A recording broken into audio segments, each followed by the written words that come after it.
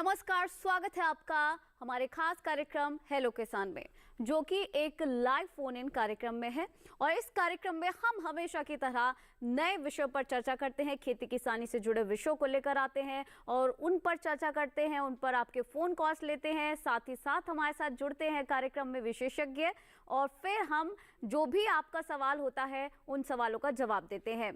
तो आज के क्या विषय हैं वो आपको बता देते हैं। सबसे पहले तो पहला विषय है शरदकालीन फूलों की खेती में समसामयिक कार्य और दूसरा विषय है प्राकृतिक खेती करे मृदा में सुधार। तो ये दोनों विषय हैं आज के, और इन विषयों पर अगर आपको बात करनी है या फिर कोई सवाल आपको करना है तो आप हमें फोन कॉल कर सकते हैं। हमारा कॉलिंग नंबर है 1800-113060। वही दूसरा नंबर है 1800-113061। और इसके साथ ही आप हमें व्हाट्सएप पर भी मैसेज कर सकते हैं। इसके साथ ही आप जो भी संदेश है वो भेज सकते हैं। व्हाट्सएप नंबर है 8800520717। और ये भी आपको बता दें कि आप हमें ईमेल भी कर सकते हैं अगर आपके जहन में कोई सवाल आ रहा है या फिर आप कुछ पूछना चाहते हैं। तो हमारी ईमेल आईडी है hellokisan2015@gmail.com। और इस समय हमारे साथ स्टूडियो में हमारे गेस्ट मौजूद हैं। सबसे पहले मिलवाते हैं आपको डॉक्टर नमिता जी से, जो कि वरिष्ठ वैज्ञानिक हैं पुष्प विज्ञान संभाग में भारतीय कृषि अनुसंधान संस्थान की तरफ से, जो कि पूसा नई दिल्ली से ताल्लुकात रखती है। इसके साथ ही दूसरे गेस्ट से भी आपको मिलवा देते हैं, जो कि हैं डॉक्टर भोपाल सिंह तोमर जी। सर, बहुत बहुत स्वागत है आपका हमारे कार्यक्रम में, जो कि अध्यक्ष शाकीय विज्ञान संभाग IARI पूसा नई दिल्ली से ताल्लुकात रखते हैं। तो सबसे पहले हम शुरुआत करते हैं नमिता मैम से। नमिता मैम जो कि हमसे चर्चा करेंगी जो फूलों की खेती है उसको लेकर। तो सबसे पहले मैम, फूलों की खेती के बारे में आपसे जानना चाहेंगे। आप सबको मेरा नमस्कार। फूल जैसे भारतवर्ष में जो है फूलों की खेती प्राचीन काल से होती आ रही है। फूलों का हमारी ज़िंदगी से जुड़ा हुआ कोई भी उत्सव हो उसमें फूलों का बहुत ही महत्व है जी। और इन फूलों में चाहे हम शरदकालीन फूलों की बात करें या हम ग्रीष्म ऋतु में उगने वाले फूलों की बात करें, सभी फूलों का बहुत महत्व है। और आज का जो विषय है वो है शरदकालीन फूलों के बारे में। तो शरदकालीन फूलों में जैसे कि ग्लैडियोलस हो गया, गुलाब और गेंदा की खेती, लिलियम, जरबरा, तो इस तरह के जो ये व्यावसायिक फूल हैं इनकी खेती की जाती है। इसके अलावा अगर हम एक वर्षीय फूलों की बात करें तो बहुत सारे ऐसे फूल हैं जो शरदकालीन ऋतु में ही उगाए जाते हैं। जी बिल्कुल नमिता मैम, आपने जो अभी बात बताई है इस विषय पर चर्चा और भी करेंगे, आगे बढ़ाएंगे, लेकिन उससे पहले एक रिपोर्ट देख लेते हैं।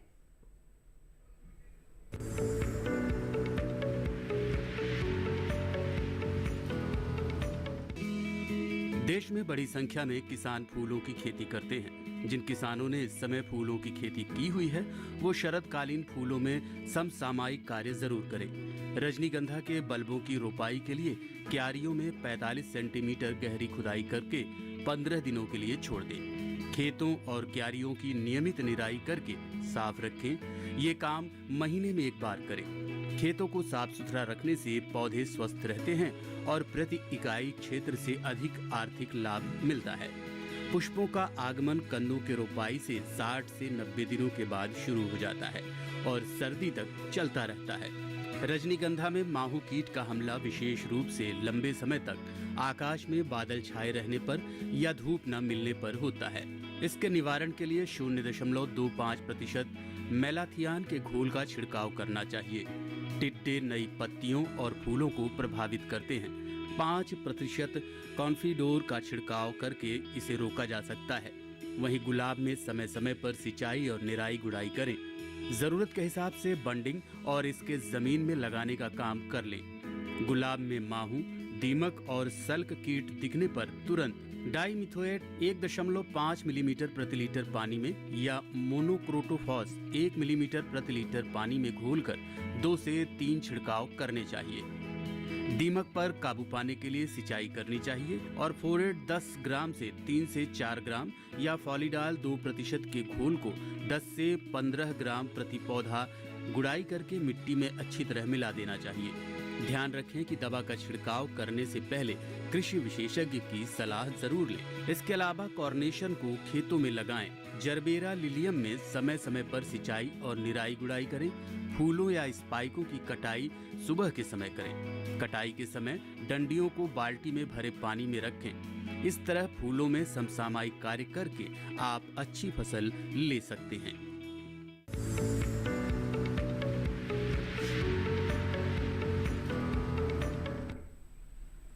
तो फूलों की खेती के बारे में आपने अभी इस रिपोर्ट में काफी कुछ जाना। अब आगे बढ़ते हुए प्राकृतिक खेती को लेकर भी बातचीत कर लेते हैं। इस पर चर्चा करने के लिए हमारे साथ मौजूद हैं डॉक्टर भोपाल सिंह। सर, आपसे जानेंगे थोड़ा सा कि प्राकृतिक खेती किस तरीके की होती है, क्या होती है, थोड़ा सा ब्रीफ में जानना चाहेंगे। देखिए, सबसे पहले तो हम अपने किसान भाइयों को या अपने जो श्रोता हैं उनको ये बताना चाहेंगे कि प्राकृतिक खेती क्या है और इसके स्वरूप क्या हैं, इसको हम किस प्रकार से कर सकते हैं। प्राकृतिक खेती को मैं अपने किसान भाइयों को बताना चाहूँगा कि प्रकृति द्वारा जो हमें उत्पाद मिले हैं, चाहे वो पशुओं के माध्यम से मिलें, चाहे पेड़ों के माध्यम से मिलें, चाहे पक्षियों के रूप में उपलब्ध हों या प्रकृति के रूप में वर्षा का जल हो, इन सब प्राकृतिक संसाधनों का इस्तेमाल करते हुए जब हम खेती को करते हैं और इसको करते वक्त इस बात का ध्यान रखते हैं कि हमारी जो मृदा है, मृदा के अंदर जो सूक्ष्म जीवी हैं या उसके अंदर जो कार्बनिक तत्व है, उसकी जल धारण क्षमता है, उसको हम कैसे बेहतर रख सकते हैं, क्योंकि मृदा पौधों के जीवन का आधार है और इसको स्वस्थ रखना, समृद्ध करना, उसको निरंतर उत्पादन देने के योग्य बनाए रखना, ये प्राकृतिक खेती के अंतर्गत विचार को समाहित करता है। तो प्रकृति के द्वारा जो दिए गए उत्पाद हैं, जैसे कि हमने गोबर की खाद है, गोबर की खाद से तैयार किया गया वर्मी कंपोस्ट है, या प्रकृति से प्राप्त जो हमारे पहाड़ी क्षेत्रों में हमारे रॉक से मिलने वाले खाद हैं, रॉक फॉस्फेट हैं या प्राकृतिक साल्ट्स हैं, या हमारे सूक्ष्म जीवी हैं या सूक्ष्म जीवियों के इस्तेमाल को करते हुए मृदा में उपलब्ध जो हमारे पोषक तत्व हैं उनको पौधों को उपलब्ध कराना, या उनमें लगने वाली सारी जो बीमारियां हैं, कीड़े हैं, उनको प्राकृतिक तौर तरीकों से प्रबंध करना और उत्पाद की गुणवत्ता बढ़ाना। साथ ही साथ ये सुनिश्चित करना कि भारत आज विश्व का दूसरे स्थान का सब्जी और फलों के उत्पादन में स्थान रखता है। किस प्रकार से हमारा राष्ट्र भारतवर्ष विश्व में प्रथम स्थान पर पहुँचे, इस परिकल्पना के साथ हम प्राकृतिक खेती और इसके साथ जुड़े हुए दूसरे पहलुओं को अपने किसानों के साथ साझा करके उनको समृद्ध करना चाहते हैं, उनको मजबूत करना चाहते हैं। ये हमारी प्राकृतिक खेती की एक संपूर्ण विचारधारा है। बिल्कुल बिल्कुल सही कहा भोपाल सर आपने। और इस टॉपिक को लेकर हम आगे और भी चर्चा करेंगे, लेकिन इससे पहले इस विषय को अच्छे से समझने के लिए एक रिपोर्ट आपको दिखा देते हैं।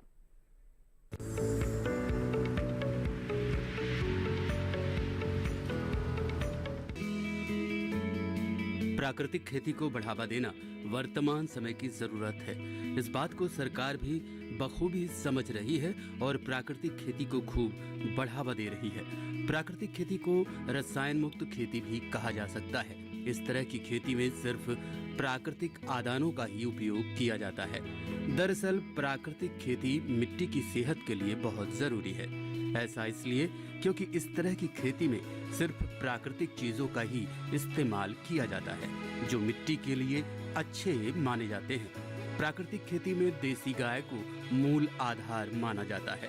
प्राकृतिक खेती में पहले साल भर से ही भरपूर पैदावार मिलती है और ज्यादा उपज के लिए रसायनों की बिल्कुल भी जरूरत नहीं होती। ये ऐसी तकनीक है जिसमें फसल में ही मकड़ी, मेढक, मांसाहारी कीट और फंगस पैदा हो जाते हैं, जिनका काम हानिकारक कीटों को खाकर फसलों की हिफाजत करना है। प्राकृतिक खेती पूरी तरह से कुदरती संसाधनों पर आधारित है। इसमें न रासायनिक खाद की जरूरत होती है न कीटनाशकों की। प्राकृतिक खेती करने के बहुत से फायदे हैं। जिसमें सबसे बड़ा फायदा है भूमि की उपजाऊ क्षमता का बढ़ना। इसके अलावा प्राकृतिक खेती करने से भूमि की जल धारण क्षमता भी बढ़ती है। भूमि से पानी का वाष्पीकरण कम होता है, जिससे भूमि के जल स्तर में भी वृद्धि होती है। बता दें कि मिट्टी की उर्वरता को फिर से जीवंत करने के लिए सरकार द्वारा हाल ही में कुछ महत्वपूर्ण फैसले भी लिए गए हैं। 3,70,128 करोड़ रुपए के परिव्यय के साथ पीएम प्रणाम कार्यक्रम की शुरुआत की गई है। इसका उद्देश्य प्राकृतिक खेती को बढ़ावा देना, मिट्टी की उत्पादकता को फिर से जीवंत करना, किसानों की आय को बढ़ावा देना और देश में खाद्य सुरक्षा सुनिश्चित करना है।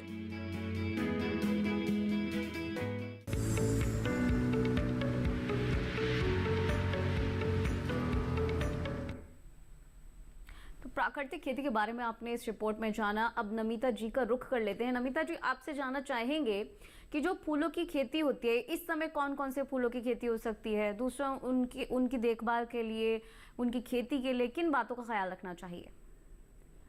शरदकालीन फूलों में अभी जो किसान भाइयों के खेतों में गुलाब की खेती लगी है, तो जैसे गुलाब एक शरदकालीन फूल है और बहुत ही महत्वपूर्ण फूल है। इसको हम कर्तित पुष्पों के लिए और खुले फूलों के रूप में भी इसका उपयोग करते हैं।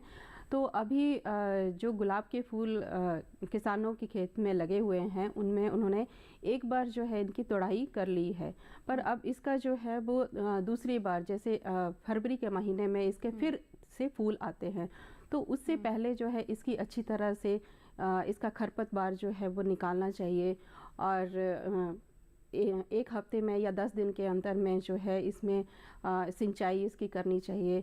और उसके बाद जो है, क्योंकि तोड़ाई हो चुकी है, तो अब इसमें हमें पुष्पों की गुणवत्ता बढ़ाने के लिए इसमें अच्छी तरह से पोटाश या प्राकृतिक तत्व जो हैं वो इसमें हमें डालने चाहिए।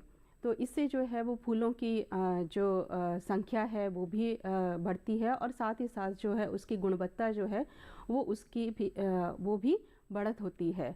और साथ ही साथ जो है जिस तरह की जो उसमें बीमारियां लगती हैं या कीट और पतंग लगते हैं, तो वो भी हमें उसकी भी देखभाल करनी चाहिए। और इस समय जो है वो गुलाब में हम देखते हैं कि जो एफिड होते हैं या थ्रिप्स होते हैं, उनका जो है वो बहुत ही प्रकोप दिखाई देता है। तो उसके लिए है कि समय पे जो है वो खरपतवार जो है वो निकाले जाएं। अगर हम समय पे ये सारी क्रियाएं करते हैं तो इन कीट पतंगों से जो है वो छुटकारा पाया जा सकता है। अगर फिर भी किसान भाइयों के खेतों में जो है ये कीट पतंग लग गए हैं, तो हम जो हैं जो भी प्राकृतिक केमिकल्स अवेलेबल हैं वो अपने आसपास जो हैं वो वहाँ से ले सकते हैं और उनका छिड़काव जो है वो उसमें कर सकते हैं। परंतु मेरी सलाह ये रहेगी कि सबसे पहले वो अपने खरपतवार को ही बहुत अच्छे से निकालें ताकि उसमें कोई भी बीमारियां ना लगें। और अगर हम बात करते हैं गेंदा की खेती भी जो है वो किसानों के खेत में गेंदा के फूल लगे हुए हैं, तो उससे गेंदा के फूल को जो है वो समय समय पर उसकी सिंचाई करें, उसकी निराई और गुड़ाई करें।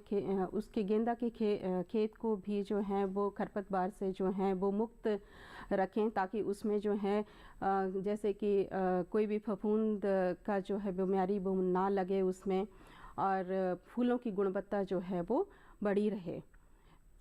ठीक है। और मैम, क्योंकि अभी आपने गेंदे का जिक्र किया और इस बीच हमारे पास व्हाट्सएप पर एक मैसेज आया है और उसमें सवाल किया गया है, और ये सवाल क्या है, आजमगढ़ से सतीश जी ने, और उनका सवाल है कि गुलाब और गेंदा इसके साथ साथ रजनीगंधा फूल की व्यावसायिक खेती में सबसे उन्नत किस्में कौन कौन सी है। साथ ही उन्होंने पूछा है कि आजमगढ़ में क्या इसकी खेती की जा सकती है।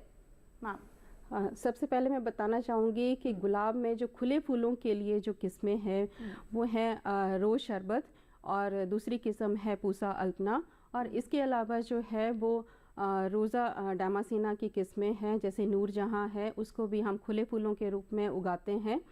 और अगर हम बात करते हैं गेंदा की, तो उसकी किस्में हैं जैसे कि पूसा नारंगी गेंदा है, पूसा बसंती गेंदा है, पूसा बहार है। तो ये किस्में जो हैं ये गेंदा की बहुत ही अच्छी किस्में हैं। पूसा नारंगी गेंदा का रंग जो है वो नारंगी रंग का है। बसंती गेंदा और बहार जो है वो हल्के पीले रंग की प्रजातियां हैं ये, और ये प्रजातियां जो है भारतीय कृषि अनुसंधान संस्थान ने तैयार की हैं। और अगर आप इन प्रजातियों को लगाना चाहते हैं तो इन प्रजातियों को लगाने का जो समय है वो अभी जा चुका है, पर फिर भी अगर आप अगले साल इसको लगाना चाहते हैं तो आप इसका बीज जो है वो भारतीय कृषि अनुसंधान संस्थान से ले सकते हैं। और सितंबर के अंत में या फिर अक्टूबर के शुरू में जो है इसकी नर्सरी लगाएं, और 20 से 25 दिन तक जो है इसकी नर्सरी तैयार हो जाती है। तो उसके बाद जिस भी खेत में आप लगाना चाहें उस खेत में जो है इसको आप इसका रोपण जो है वो कर सकते हैं। और अभी बात करती हूँ रजनीगंधा की। तो रजनीगंधा का लगाने का समय जो है वो आने वाला है, पर तो इसलिए अपनी जो ज़मीन है जहाँ पे आप लगाना चाहते हैं उसको आप अच्छी तरह से तैयार कर लें।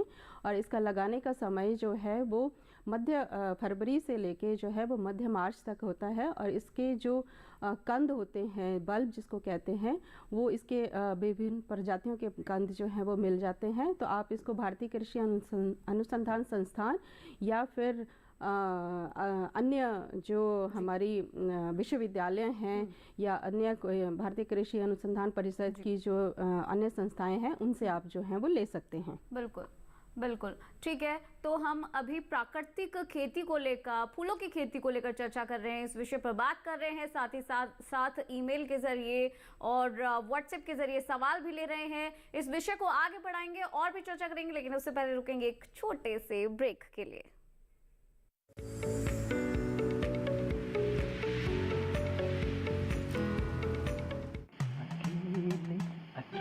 अरे वाह भैया, अकेले अकेले। अरे तू भी ले, पर खाएगा कैसे? मैं ऑर्गेनिक खेती की बात कर रहा रे बेटे। अकेले अकेले खेती कब तक करेगा? मतलब गांव में 20-25 किसानों का समूह बना के पंजीकरण करवा ले, फिर सरकारी ट्रेनिंग भी मिलेगी और मुफ्त जैविक बीज खाद भी। फिर पीजीएस ऑर्गेनिक की सरकारी मोहर के साथ तेरी उपज आकर्षक पैक में पहुंचेगी बड़े बाजार तक। अच्छा। हाँ, अरे भाई कहाँ चल दिया? सबको साथ लाने, आमदनी बढ़ाने। तो किसान भाई समझ गए ना? साथ मिलकर ऑर्गेनिक खेती कीजिए, अपनी परंपरा को आगे बढ़ाइए, ज्यादा मुनाफा कमाइए। माटी से प्रेम की परंपरा है परंपरागत खेती।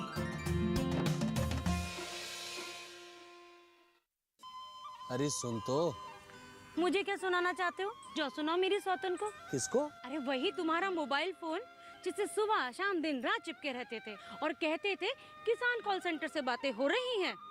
अच्छा ये बात है।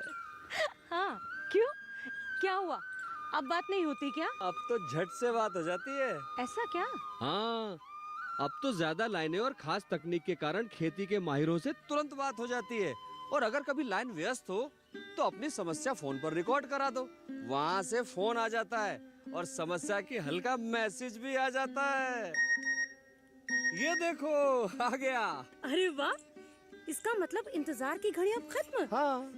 तभी मैं सोचूं कि आजकल मुझ पर इतना प्यार क्यों आ रहा है। कृषि संबंधी समस्याओं का अपनी भाषा में तुरंत हल पाने के लिए पूरे भारत में किसी भी फोन से हेल्पलाइन नंबर पर संपर्क करें। किसानों का दोस्त किसान कॉल सेंटर। सबसे पहले किसका बना था? तो ब्रेक के बाद एक बार फिर से स्वागत है आपका हमारे खास कार्यक्रम हेलो किसान में। तो आज हम फूलों की खेती और प्राकृतिक खेती को लेकर बातचीत कर रहे हैं। इसके साथ साथ अपने दर्शकों के सवालों का जवाब भी हमारे साथ स्टूडियो में मौजूद गेस्ट लगातार ही दे रहे हैं, विशेषज्ञ लगातार ही दे रहे हैं। तो फिलहाल एक और सवाल हमारे पास व्हाट्सएप के जरिए आया है और सवाल है कि ये प्राकृतिक खेती के क्या फायदे हैं, और ये सवाल भेजा है राम लखन चौधरी ने हनुमानगढ़ राजस्थान से। तो सर आपसे जानना चाहेंगे भोपाल सर कि प्राकृतिक खेती के क्या क्या फायदे हैं। राम लखन जी को हम बताना चाहेंगे कि प्राकृतिक खेती का सबसे पहला फायदा तो है कि हमारी जो वातावरण है, हमारी जो मृदा है, उसको हम लंबे समय तक यानी कि भविष्य में निरंतर उसके इस्तेमाल करते हुए अपने उत्पादन को ले सकते हैं, जिसको हम अंग्रेजी में बोलते हैं सस्टेनेबल प्रोडक्शन। तो प्राकृतिक खेती के माध्यम से सबसे पहला तो यह है कि हम सस्टेनेबल प्रोडक्शन ले सकते हैं और अपनी उत्पादकता को बनाए रख सकते हैं।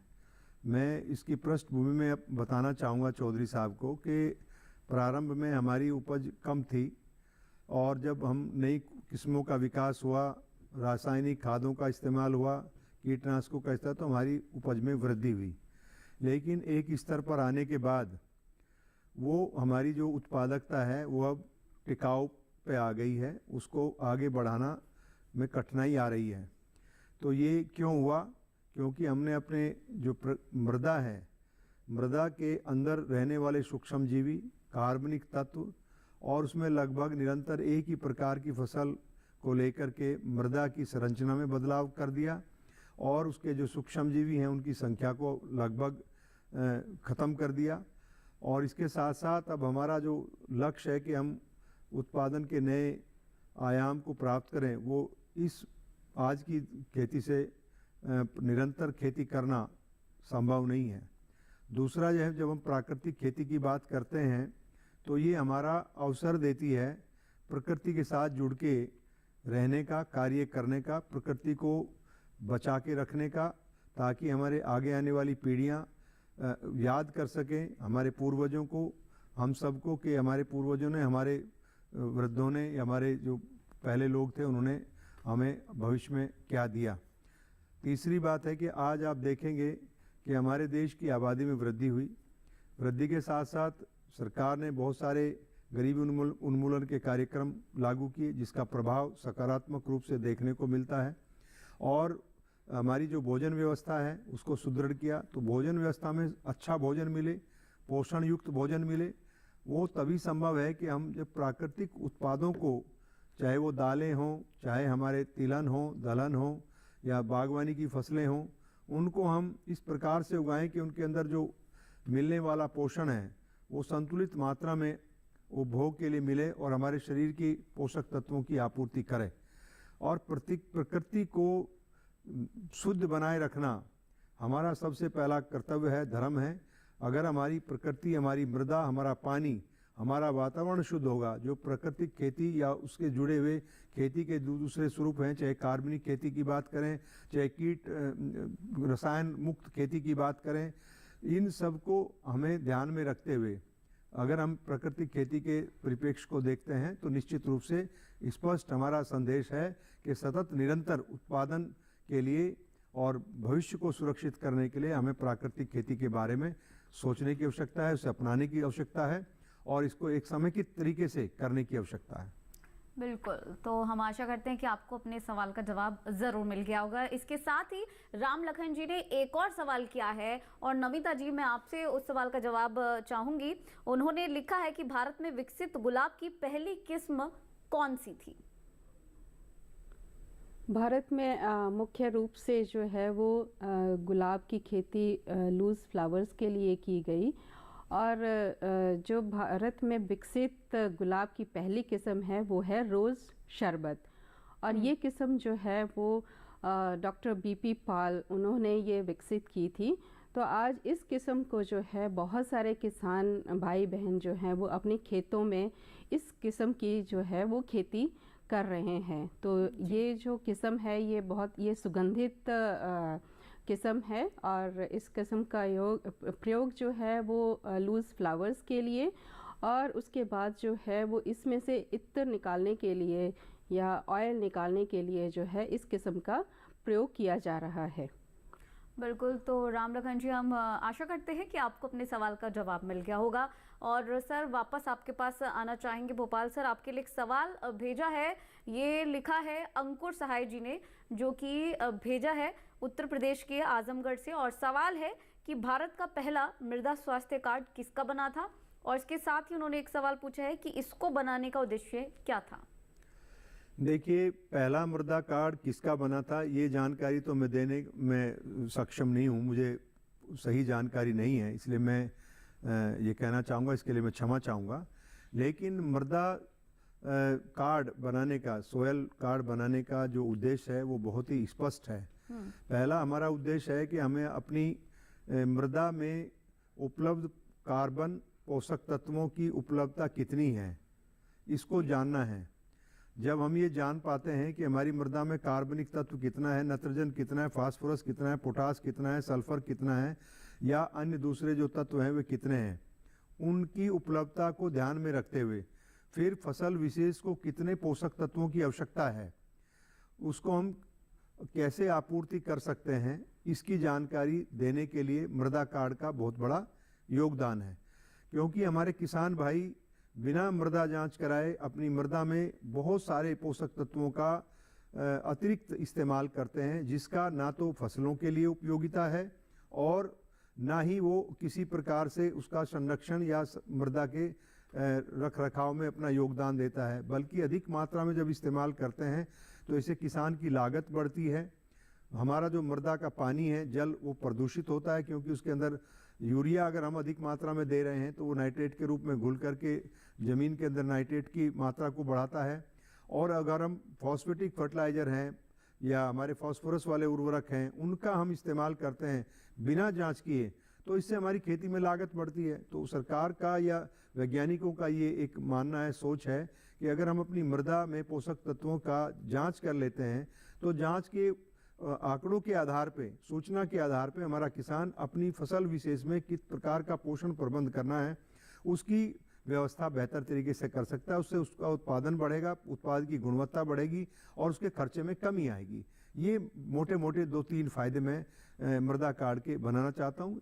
और इस चीज़ को महसूस करते हुए वर्तमान सरकार ने मृदा कार्ड बनाने का कार्यक्रम राष्ट्रीय स्तर बहुत बड़े पैमाने पर संपन्न किया जा रहा है। और किसानों को इस बारे में जो कृषि विज्ञान केंद्र हैं, कृषि संस्थान हैं, कृषि विभाग हैं और बहुत सारे NGO हैं या फार्मर प्रोड्यूसर्स कंपनी है। और मैं कहना चाहता हूँ हमारे संस्थान ने तो एक ऐसा यंत्र विकसित किया जिसको हम STFR मीटर बोलते हैं, जिससे कि गांव के युवा हमारे गांव के स्तर पर अगर उसको लेते हैं, लेकर के वो उससे जो है 16 तत्वों का निर्धारण कर सकते हैं और उससे उसकी समय भी बचेगा, रोजगार के अवसर भी पैदा होंगे और हमारे किसानों की जो आर्थिक संपन्नता बढ़ेगी। हमारा वातावरण, मृदा का वातावरण, पानी का जो गुणवत्ता है वो प्रभावित नहीं होगी। तो इसलिए मृदा कार्ड के ऊपर बहुत ज़्यादा जोर दिया जा रहा है, ध्यान दिया जा रहा है और इसकी अत्यधिक आवश्यकता है। हर एक किसान को मैं कहूँगा कि अपनी खेत की मिट्टी की जांच वर्ष में एक बार जरूर करा लें और उसी के आधार पे अपनी खेती को फसलों का चयन करें, फसलों में उर्वरक प्रबंधन करें, ताकि आपकी लागत कम हो और आपकी उत्पाद की गुणवत्ता बेहतर हो। बिल्कुल, तो हम आशा करते हैं कि आपको अपने सवाल का जवाब मिल गया होगा। एक और सवाल हमारे पास अभी आया है और ये भेजा है किरण जी ने जयपुर राजस्थान से। उनका सवाल है कि मैं जानना चाहता हूं कि क्या फूलों की खेती में नैनो यूरिया और नैनो DAP का इस्तेमाल किया जा सकता है और इससे क्या अतिरिक्त लाभ मिलता है? तो नमिता जी जवाब चाहेंगे। आपके प्रश्न के अनुसार जो है वो फूलों की खेती में नैनो यूरिया का प्रयोग कर सकते हैं। इससे जो है उससे जो भी इसका जो है वेजिटेटिव ग्रोथ होती है वो नैनो यूरिया से वो बहुत अच्छी हो जाती है। और अगर इसमें जो है वेजिटेटिव ग्रोथ जो है वो अच्छी होती है तो उससे जो है वो आगे फूलों की संख्या भी काफ़ी अच्छी होती है इसमें और उसकी जो गुणवत्ता है वो भी बढ़ जाती है इसकी। और नैनो यूरिया से जो है वो आपकी जो फूलों की जो ईल्ड है, फ्लावर ईल्ड जो है वो भी इससे बढ़ जाती है। इसका प्रयोग जो है वो जैसे गुलदाउदी हो गया और गेंदा की खेती हो गया, तो उसमें जो है बहुत सारे लोग जो है वो नैनो यूरिया की खेती में इसका उपयोग कर रहे हैं। जी मैम, एक और सवाल आपके लिए भेजा है और ये सवाल भेजा है राजस्थान के ही चुरू से और भेजा है असलम खान जी ने। और उनका सवाल है कि गुलाब और मोगरा कि जब वो खेती करते हैं, स्टार्ट करते हैं, तो वो लगातार सूखता रहता है और फिर एक टाइम ऐसा आता है कि वो प्रॉपर पूरे तरीके से सूख जाता है। तो इसके लिए उन्हें क्या करना चाहिए? हाँ, इसके लिए मैं ये कहना चाहूँगी कि गुलाब और मोगरा की खेती जो है वो एक तो साथ साथ नहीं करनी चाहिए। जहाँ गुलाब की खेती कर रहे हैं उसके साथ जो मोगरा की खेती ना करें, वो अन्य किसी खेत में करें। और क्योंकि दोनों ही, मोगरा हो गया चाहे गुलाब हो गया, दोनों में ही खुशबू होती है और दोनों में से ही तेल निकाला जाता है। तो इसलिए मैं ये सलाह देना चाहूँगी कि इसकी खेती जो है वो अलग अलग करें और इसमें जितनी भी सस्य क्रियाएं हैं वो समय समय पर करते रहें। अगर हम थोड़ा सा भी देरी करते हैं इनकी सस्य क्रियाओं में, इनकी सिंचाई करने में, इनका खरपतवार निकालने में, तो इसमें जो है वो फूलों की गुणवत्ता जो है वो कम हो जाती है और फूल जो हैं वो झड़ने लगते हैं और एकदम से सूख जाते हैं।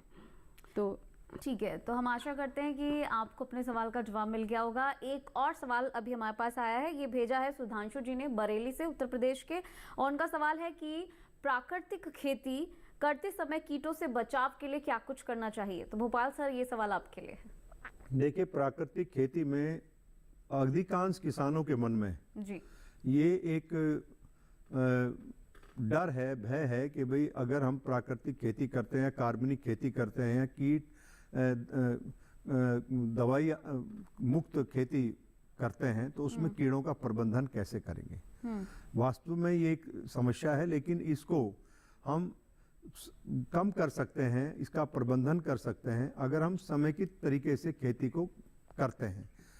मैं बताना चाहूँगा कि अगर हम अपने खेत में फसल चक्रों का इस्तेमाल करते हैं और हम ऐसी फसलों को लेते हैं जिनकी अवधि कम है और जिनमें वातावरण के प्रति नाइट्रोजन स्थायीकरण करने की क्षमता है, तो ऐसी फसलों को हम चयन करके इन कीड़ों की प्रकोप को कम कर सकते हैं।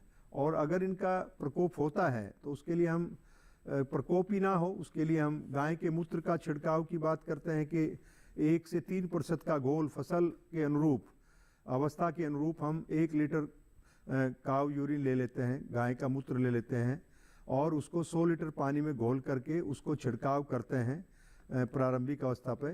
तो उससे क्या होता है कि बहुत सारे कीड़े हमारी फसलों से दूर भाग जाते हैं या उन पे प्रकोप नहीं होता। या जो ऐसी फसलें हैं जिनका पत्तियों का आकार बड़ा है, मोटा है और अधिक संख्या में है, तो हम 2% तक गाय के मूत्र का भी इस्तेमाल उसमें कर सकते हैं। अगर ये प्रभावी नहीं होता तो हम उसके बाद नीम के तेल का इस्तेमाल करते हैं। NSK का 5% NSK का इस्तेमाल हम किया जा सकता है। तो इनको हम कर करके प्रारंभिक अवस्था पे, दूसरा हमारे किसान भाइयों को मैं देखता हूँ, उनसे चर्चा होती है या उनसे जो भी बात करते हैं, तो अगर किसान के खेत में एक भी कीड़ा दिखाई देता है तो बहुत चिंतित हो जाता है और तुरंत उस पर दवाई मारना शुरू कर देता है।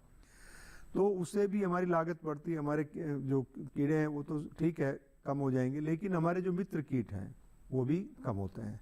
तो कीड़ों के प्रबंध के लिए हमें इस प्रकार की योजना बनानी पड़ती है कि हम उनको कैसे कम कर सकते हैं, क्योंकि अभी हमारे देश में बीमारियों के प्रति रोगरोधी किस्मों का विकास हो रहा है, लेकिन कीड़ों के प्रति इनका विकास अभी इतना लंबे बड़े पैमाने पर नहीं है।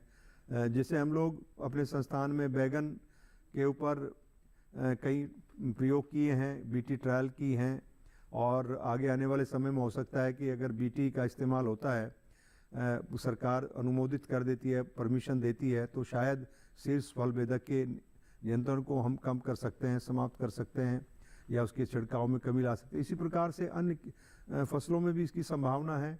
तो कीड़ों के नियंत्रण के लिए ट्रैप क्रॉप भी लगाई जा सकती हैं। हम जो जैसे ट्रैप क्रॉप के रूप में हम कहते हैं कि अगर आप खरबूजा लगाने वाले हैं अभी गर्मी में, तो आप साथ साथ अपने खेत के चारों तरफ मक्का लगा दीजिए। मक्का की 4-5 रो लगा दीजिएगा, जो आपको भुट्टा भी मिलेगा, चारा भी मिलेगा। और ये जो भुट्टा मक्का है, मक्का हमारे जो माहू है उसको कम करता है। तो इस प्रकार से हम जब कीट नियंत्रण के लिए एक और करते हैं कि जो कीटों को आकर्षित करने वाली फसलें हैं उनको अपने जब हम प्राकृतिक खेती करते हैं उनके आसपास में ना लगाएं, ताकि वो कीटों को ज़्यादा आकर्षित ना करें। तो एक समेकित प्रयास और परियोजना के तहत हम कीट प्रबंधन को ठीक प्रकार से चुनौती का सामना कर सकते हैं। तो असलम जी, हम आशा करते हैं कि आपको अपने सवाल का जवाब मिल गया होगा। इस चर्चा को आगे और बढ़ाएंगे, लेकिन उससे पहले लेंगे एक छोटा सा ब्रेक।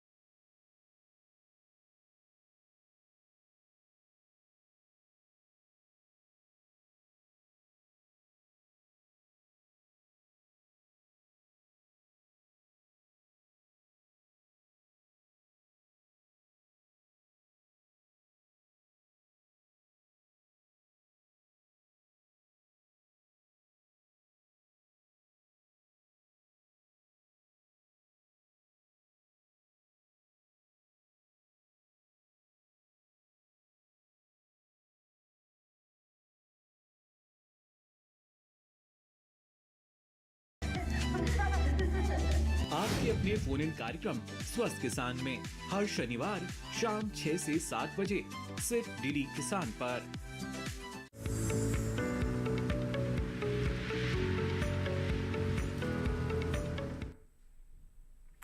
ब्रेक के बाद एक बार फिर से स्वागत है आपका हमारे खास कार्यक्रम हेलो किसान में। चलिए चर्चा को आगे बढ़ाते हैं और आज हम बात कर रहे हैं फूलों की खेती और प्राकृतिक खेती को लेकर। इस बीच हमारे दर्शकों के लगातार हमारे पास ईमेल और मैसेजेस भी आ रहे हैं, उनके सवाल आ रहे हैं और इसके लिए हमारे स्टूडियो में मौजूद हैं विशेषज्ञ जो खास तौर से उनके सभी सवालों का जवाब लगातार दे रहे हैं। और इसी बीच एक सवाल हमें भेजा है, एक दर्शक ने हरियाणा से भेजा है सवाल, आराधना ने, और उनका पहला सवाल है कि हमारे गुलाब के जो पौधे हैं उस पे फूल जो है वो अच्छे से नहीं खिल पाते हैं। तो नमिता मैम ये आपसे पूछेंगे इसका जवाब। मैं सबसे पहले तो ये बताना चाहूँगी कि गुलाब में फूल नहीं आना या फिर बहुत कम फूल आना और कम फूल आने पर भी उनका खिलना नहीं, उसका सबसे बड़ा जो कारण है वो ये है कि हम समय पे उसकी कटाई और छटाई नहीं करते हैं। और दूसरा, अगर हम कटाई छटाई जो है वो बहुत कम हाइट पे करते हैं, जैसे कि 45 से 60 सेंटीमीटर के नीचे भी हम करते हैं, तब भी जो है वो गुलाब के पौधे जो हैं वो अच्छे से उनकी ग्रोथ नहीं हो पाती है, क्योंकि उनको उनके पत्तों के लिए उनके लिए ग्रोथ का समय जो है वो चाहिए होता है। और क्योंकि अगर वेजिटेटिव ग्रोथ ही नहीं होगी, बहुत सारे पत्ते ही नहीं होंगे उस पर, तो उसमें फूल आने भी कम होंगे, और अगर आते भी हैं तो बहुत कम फूल आएंगे और वो फूल अच्छे से खिल नहीं पाते। और दूसरा एक अन्य कारण ये है कि उसमें हम उन पौधों को, गुलाब के पौधों के लिए बहुत सनलाइट की जो है सनलाइट की बहुत ज़रूरत होती है, प्रकाश की बहुत ज़रूरत होती है। अगर हम उसे किसी शेडी एरिया में लगाते हैं तब भी उसमें जो है वो फूल नहीं आते हैं। और एक अन्य बात है कि अगर हम समय पे उसमें जो फूल आने के लिए जो हमें पोषक तत्व चाहिए होते हैं, अगर वो हम उनका छिड़काव ना करें, उन माइक्रो न्यूट्रिएंट्स और उन पोषक तत्वों का छिड़काव ना करें, तब भी फूल जो हैं वो बहुत कम आते हैं। और इसीलिए हमें जो है वो समय समय पर इसमें जो क्रियाएं की जाती हैं, सस्य क्रियाएं की जाती हैं, वो हमें समय समय पर जो है वो करनी चाहिए। और अगर अभी फूल नहीं आ रहे हैं इसमें, तो हम जो है वो पोटाश का स्प्रे जो है वो कर सकते हैं, जिससे जो है फूलों की संख्या और फूलों की गुणवत्ता जो है उसमें बढ़ाव होगा। बिल्कुल। तो आराधना जी, हम आशा करते हैं कि आपके इस सवाल का जवाब मिल गया होगा। आराधना जी ने एक और सवाल भेजा है और वो सर आपके लिए है, और ये सवाल है कि प्राकृतिक खेती में फंजीसाइड्स के लिए स्प्रे के लिए किस चीज़ का उपयोग करना चाहिए? प्राकृतिक खेती में जो फंजीसाइड के रूप में हम ट्राइकोडर्मा विरिडी और सूडोमोनास, इन दोनों को इस्तेमाल में ला सकते हैं, और इसका 5% का घोल हम छिड़काव कर सकते हैं। ये दो प्राकृतिक फफूंदनाशी हैं जिनका इस्तेमाल प्राकृतिक खेती करने में रोगों के प्रबंधन में किया जा सकता है। ठीक है।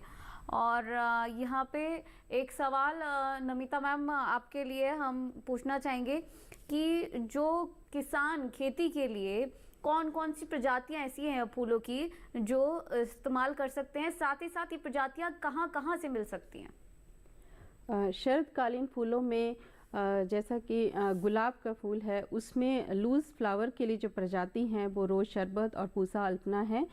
और इसको आप जो है भारतीय पुष्प विज्ञान एवं भूदृश्य निर्माण संभाग, जो भारतीय कृषि अनुसंधान संस्थान का एक संभाग है, वहाँ से आप ले सकते हैं।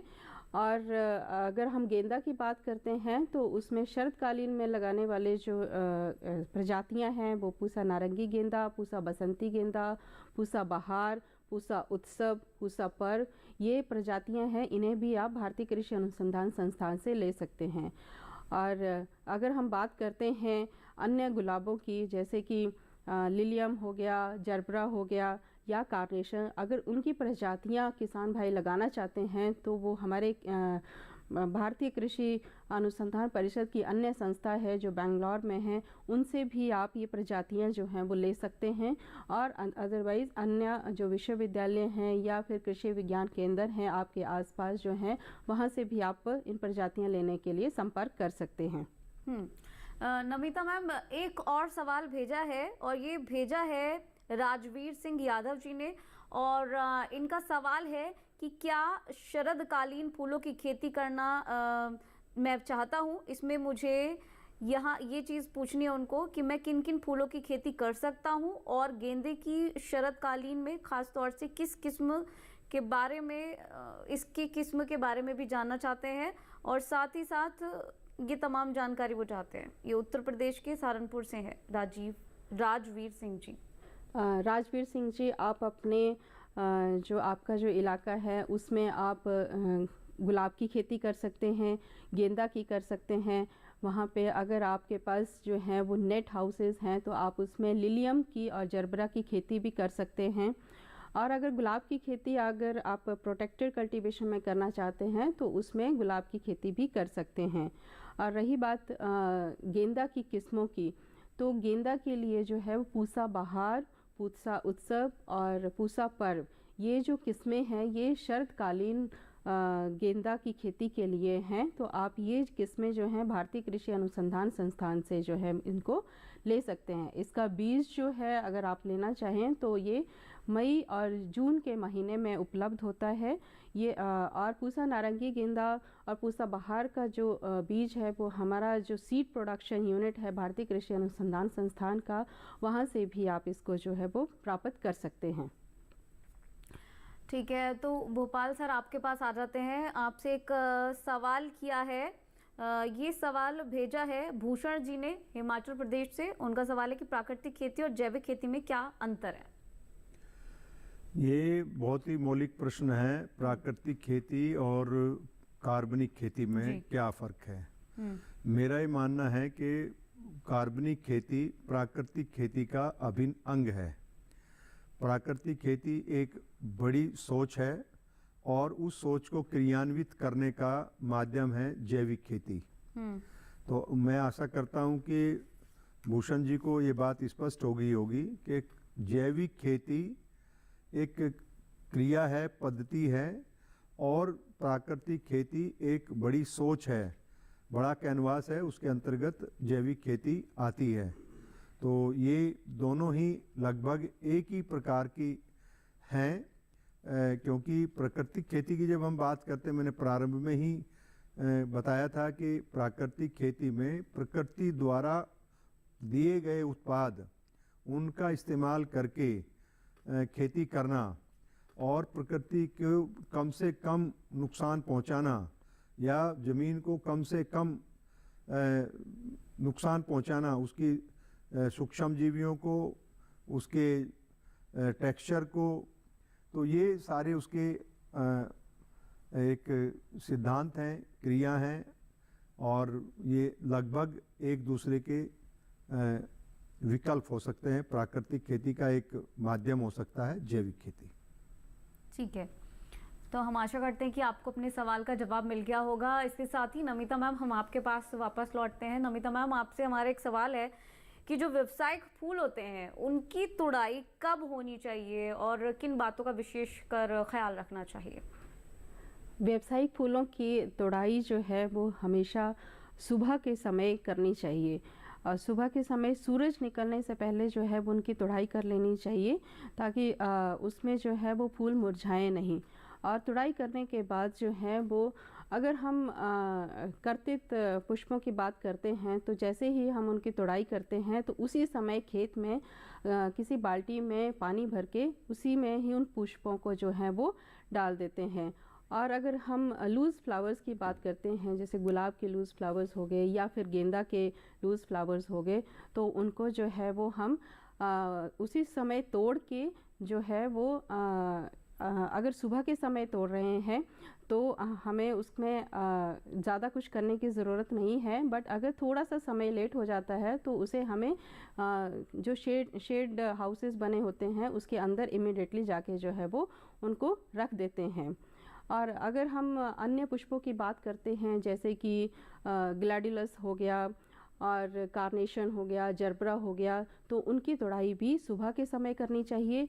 और किसी वजह से अगर हम सुबह के समय नहीं कर पाते हैं तो शाम के समय जो है उनकी तोड़ाई करके उन्हें बाल्टी में पानी से भरी हुई बाल्टी में जो है वो शेड हाउसेस में जो है उनको रख देते हैं। और इसके साथ ही अगर हमें नज़दीक की जो बाज़ार हैं फूलों के उनमें अगर जाके हमें देना है तो हम नेक्स्ट डे या अगले दिन जो है वो उनको वहाँ पे छोड़ देते हैं। और अगर कहीं दूर की मार्केट में हमें लेके जाना है तो हम उनके प्रॉपरली हमें उसकी पैकेजिंग करनी होती है ताकि जो है वो फूल जो है वो मुरझा ना जाएं। तो इस तरीके से जो है वो हम फूलों की तोड़ाई के साथ साथ उनको हम अच्छे से पैकिंग उसकी कर सकते हैं और उसको जो है वो कम से कम तापमान में जो है वो हम स्टोर कर सकते हैं। बिल्कुल, तो बहुत ही अच्छा जवाब आपने दिया इस सवाल का। तो इन विषय पर एक बार फिर से चर्चा को आगे बढ़ाएंगे, लेकिन उससे पहले रुकते हैं एक छोटे से ब्रेक के लिए।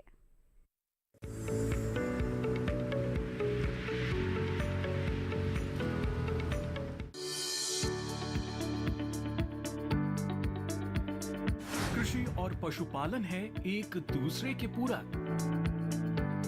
घर आंगन से लेकर व्यावसायिक फार्म तक, मुर्गी पालन से लेकर रेगिस्तान के जहाज तक। बीमारियों से अब पशुपालक ना हो परेशान। विशेषज्ञ करेंगे आपकी समस्या का समाधान। जुड़िए हमसे, पूछिए अपने सवाल। ईमेल के जरिए भी आप हमारे साथ जुड़ सकते हैं। हमारी ईमेल आईडी है ddkisanapc@gmail.com। हमारे टोल फ्री नंबर हैं 1800-113060 और 1800-113061। देखिए अपना पशु चिकित्सक हर रविवार शाम 6:30 बजे दूरदर्शन किसान चैनल पर।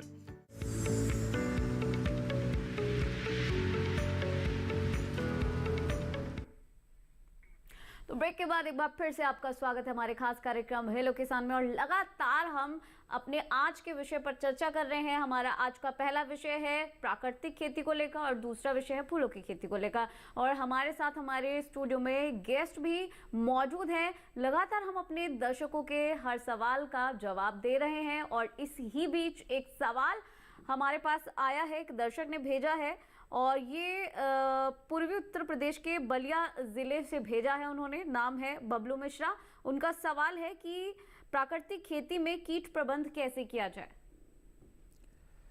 ये एक मैंने पहले भी बताया था कि ये बड़ा मौलिक प्रश्न है कि प्राकृतिक खेती को सफल बनाने के लिए कीटों का प्रबंधन कैसे किया जाए। तो इसमें हम विभिन्न प्रकार की जो क्रियाएं हैं उनका या प्रोसेस है उनको इस्तेमाल करते हैं कि भाई पहले कीट अवरोधी किस्मों का इस्तेमाल करें। जैसा गन्ने के अंदर बहुत सारी ऐसी किस्में हैं जिनमें कीटों का प्रकोप बहुत कम होता है, तो उसका या ऐसी फसलें भी हैं जिनमें कीट का प्रकोप कम होता है।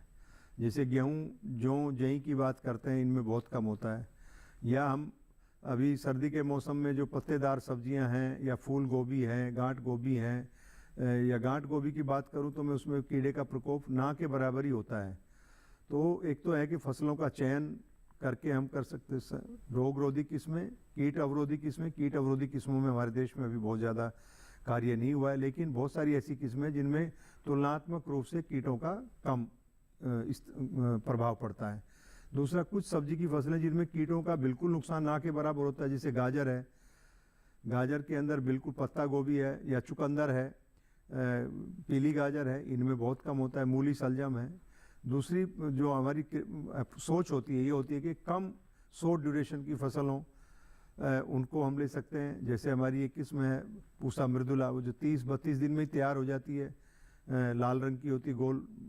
या पूसा चेत की 40 दिन में तैयार हो जाती है। या दूसरी किस्में हैं मतलब कम अवधि की किस्मों को लेकर के भी हम कीड़ों के प्रकोप को कम कर सकते हैं।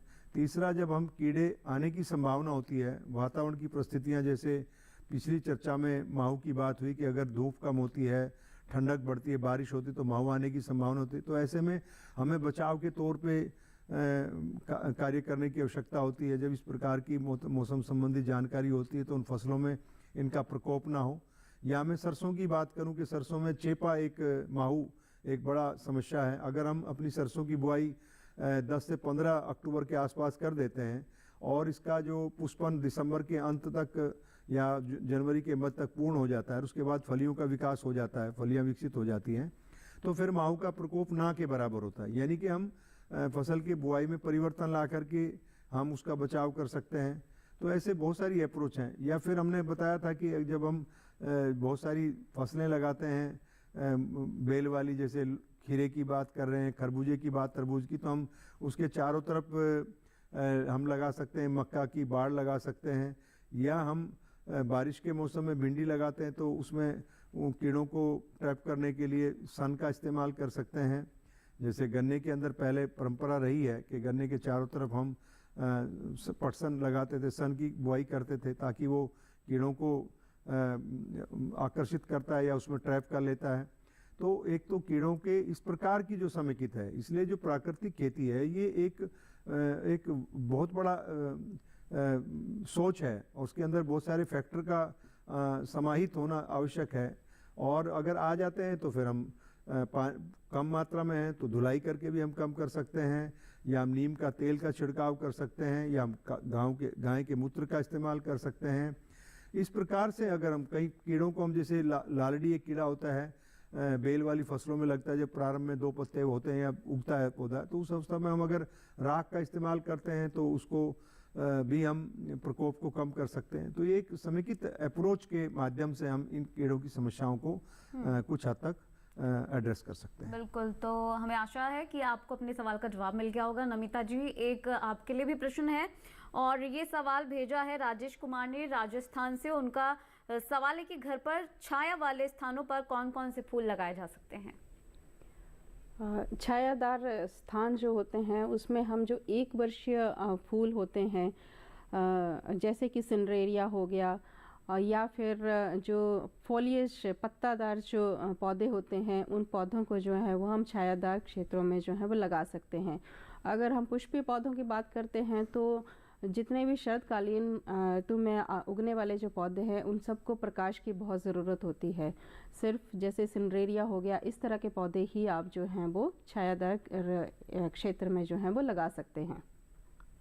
बिल्कुल, और एक सवाल बिहार से हमारे दर्शक ने भेजा है रुपेश कुमार ने, और उनका सवाल है कि मैं रासायनिक खेती करता हूं 3 एकड़ में, प्राकृतिक खेती को हम कैसे शुरू कर सकते हैं? सर, आपके लिए सवाल। प्राकृतिक खेती को प्रारंभ करने के लिए मैं कहूँगा कि सबसे पहले तो आपको इसकी SWOT एनालिसिस करनी होगी।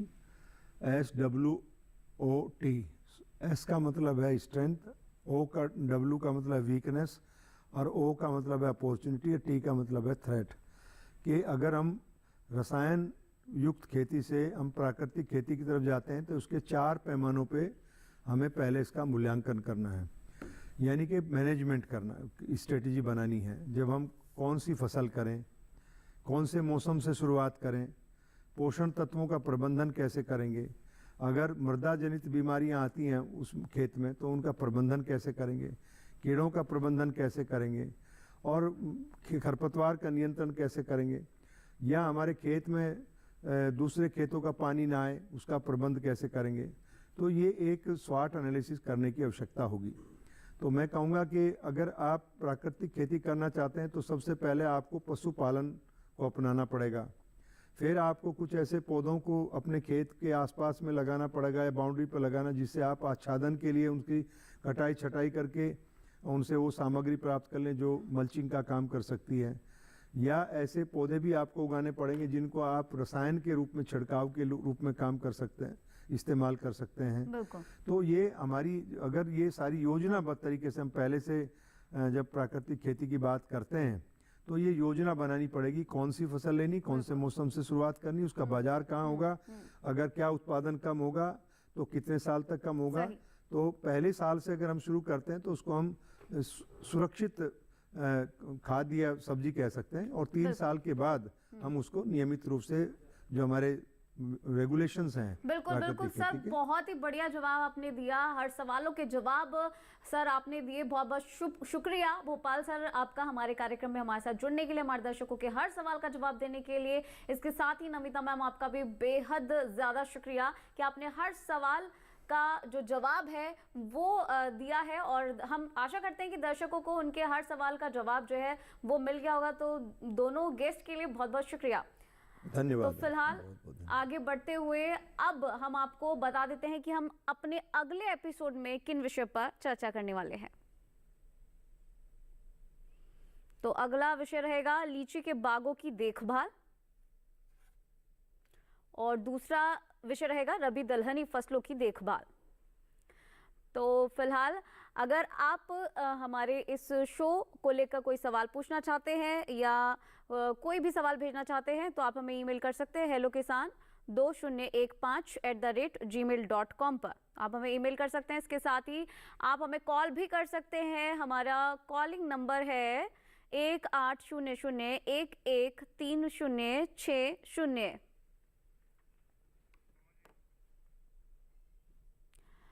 तो आप हमें कॉल कर सकते हैं या फिर ईमेल कर सकते हैं। और अगर आप इस शो को, इस कार्यक्रम को एक बार फिर से देखना चाहते हैं तो आप आपके टेलीविजन स्क्रीन पर दिखाए जा रहे इस QR कोड को स्कैन करके डीडी किसान के YouTube चैनल पर जाकर इस कार्यक्रम को एक बार फिर से देख सकते हैं और एक बार फिर से ये तमाम जानकारी हासिल कर सकते हैं। तो फिलहाल आज के इस कार्यक्रम में बस इतना ही। हमें दीजिए इजाजत। नमस्कार।